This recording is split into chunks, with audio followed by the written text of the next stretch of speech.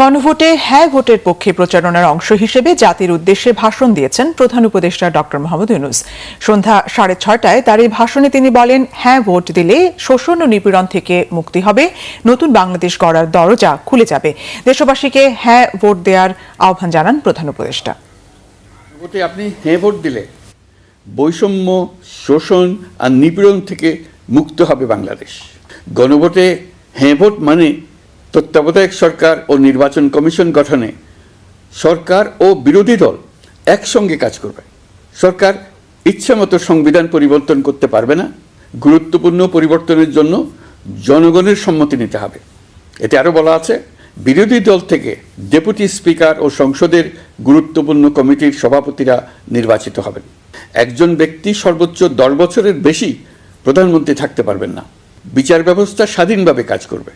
সংসদে নারীদের প্রতিনিধিত্ব বাড়বে। ক্ষমতার ভারসাম্য রক্ষায় পার্লামেন্টে একটি উচ্চ কক্ষ গঠিত হবে। আপনার মৌলিক অধিকার আরও সুরক্ষিত হবে। রাষ্ট্রভাষা বাংলার পাশাপাশি অন্যান্য জাতিগোষ্ঠীর ভাষাও সাংবিধানিকভাবে স্বীকৃতি পাবে। দণ্ডপ্রাপ্ত অপরাধীকে রাষ্ট্রপতি ইচ্ছামতো ক্ষমা করতে পারবেন না। সব ক্ষমতা একজন প্রধানমন্ত্রীর হাতে থাকবে না। হেঁতে সিল দিলে নতুন বাংলাদেশ গড়ার দরজা খুলে যাবে।